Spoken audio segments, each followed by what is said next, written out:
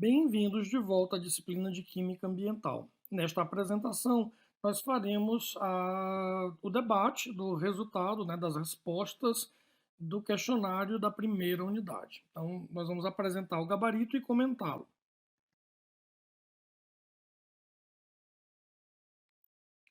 Na primeira questão, nós temos as seguintes sentenças.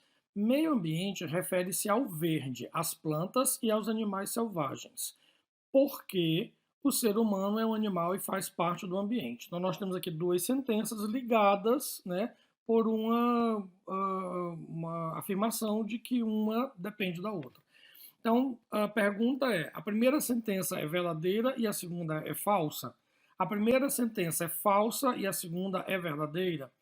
Ambas são verdadeiras e a segunda justifica a primeira? Ou ambas são verdadeiras e a segunda não justifica a primeira? Se nós formos avaliar as duas sentenças, veja, meio ambiente não se refere apenas às coisas verdes, às plantas e aos animais selvagens. A gente viu na aula que meio ambiente também está ligado ao ambiente rural, ao ambiente urbano, ao ambiente cultural, ao ambiente social. Então, quando nós falamos de ambiente, o ambiente é onde nós vivemos. E nós não vivemos na floresta, nós vivemos na cidade, nós vivemos no campo, nós vivemos em diferentes comunidades. Então, o ambiente não é apenas a natureza, não é apenas as florestas, mas também os ambientes modificados e os ambientes artificiais. Todos esses compõem o meio ambiente. Então, a primeira frase está errada. A segunda diz: o ser humano é um animal e faz parte do ambiente. E é verdade. Então, se o ser humano é um animal e faz parte do ambiente, obviamente as coisas humanas também fazem parte do ambiente. Logo, a primeira sentença realmente está errada. Então, nós podemos dizer que a primeira sentença é falsa e a segunda sentença é verdadeira. A resposta aqui, então, é a letra B.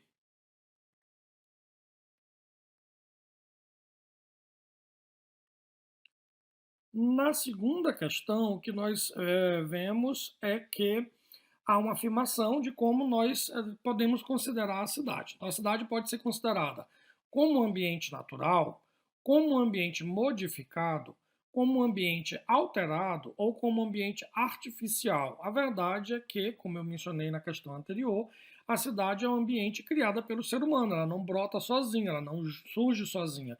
Então, nós podemos considerar as cidades como um ambiente artificial. A resposta correta é a letra D.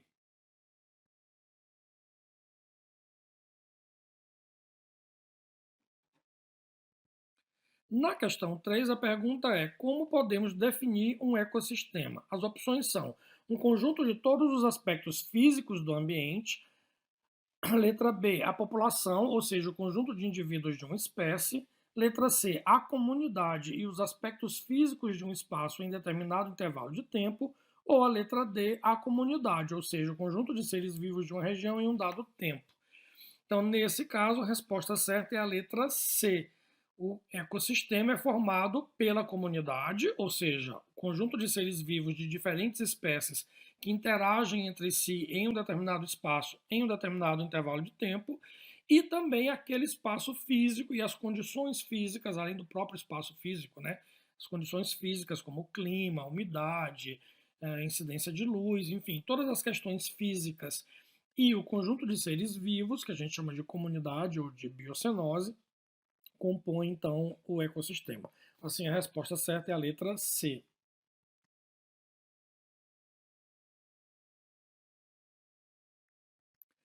Na questão 4, nós vemos um texto que diz assim: quando um corpo d'água recebe esgoto, ele fica rico em nutrientes. Com o passar do tempo, esses nutrientes favorecem o desenvolvimento de vegetais que atraem animais. Com um tempo ainda maior, esse ambiente aquático torna-se um ambiente terrestre. A pergunta é: como classificamos essa transformação de um ambiente aquático em terrestre?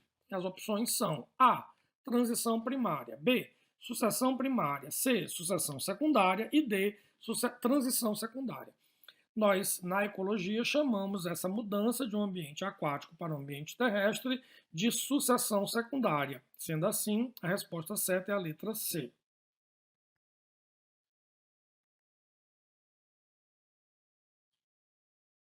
Na questão 5, a pergunta é simples. O que é litosfera?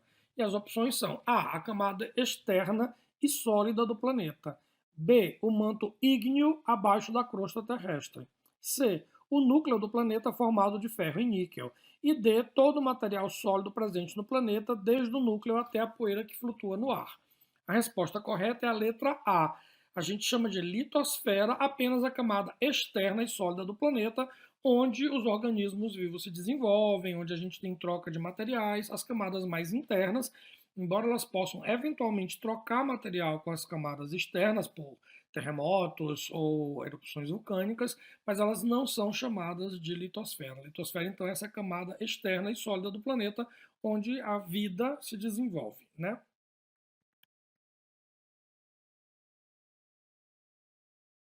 Na questão C, a pergunta é: por que existem terremotos? As opções são A, devido ao movimento das placas tectônicas; B, devido ao aumento do volume do planeta Terra; C, devido à chegada de partículas pequenas oriundas do espaço; ou D, devido às mudanças das correntes marítimas. Então, nós sabemos que os terremotos acontecem por causa do movimento das placas tectônicas, né? Então, as diferentes placas tectônicas que formam, né, a crosta terrestre, elas começam a se mover.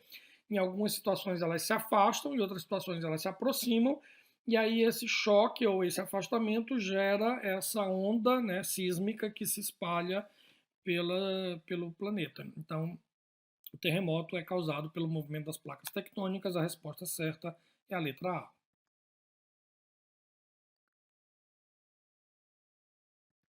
Na questão 7, a pergunta é: como podemos classificar a Baixada Maranhense? As opções são A, montanhas; B, cânions; C, planaltos; e D, planícies. Como nós sabemos, né, o nome Baixada já dá uma ideia, que seria então um espaço baixo. E as planícies seriam esse espaço, né, esse relevo mais baixo que se aproxima do litoral, por exemplo. Então, a Baixada Maranhense é considerada uma planície.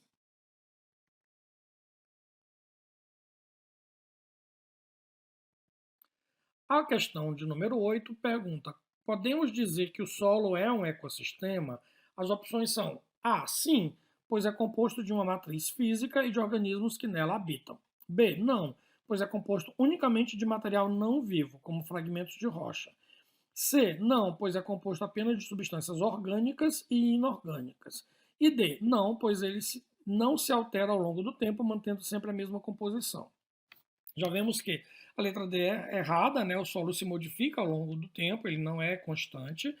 B, ele não é composto apenas de substâncias orgânicas e inorgânicas, mas também de organismos vivos, então a letra C está errada. B, ele não é feito apenas de coisas não vivas, né? Como eu acabei de mencionar, a gente tem coisas vivas no solo também, desde uma biota, né, grande, que pode ser vista, até uma microbiota, que são organismos microscópicos que a gente não consegue ver a olho nu, até mesmo a mesofauna, que são organismos pequenos que podem ser vistos desde que a gente preste atenção nesse solo. Então a resposta certa é a letra A, pois ele é composto tanto da matriz física, que são substâncias orgânicas e inorgânicas, como também de organismos que vivem nesse espaço. Então ele é sim um ecossistema.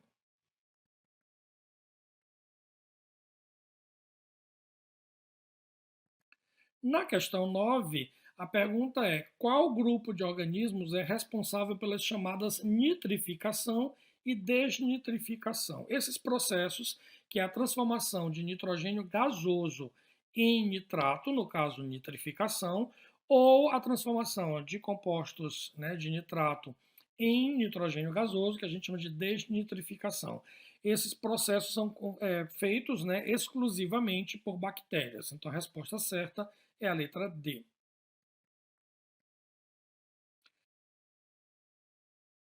E na 10ª questão, nós temos o que busca garantir a gestão do uso e ocupação do solo. A linha 1, né, o I, evitar a perda do solo, erosão. 2, evitar a contaminação do solo. E 3, garantir o direito à propriedade. A verdade é que nós temos leis que garantem o direito à propriedade do solo, do território, mas não está incluída aí na questão da gestão do uso e da ocupação do solo. Você tem uma propriedade, agora como você vai usar e como você vai ocupar essa propriedade é gerenciado, né, pelo poder público através de políticas públicas para evitar a perda do solo e para evitar a contaminação do solo. Portanto, a resposta certa é a letra B, né, que seria as linhas 1 e 2. Evitar a perda do solo, que a gente chama de erosão, e evitar a contaminação do solo.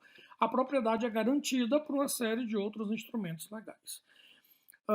Continuem os estudos. A qualquer dúvida vocês podem postar no fórum de debate e nós vamos então seguir tirando e esclarecendo as questões que vocês tiverem. Bons estudos e até a próxima.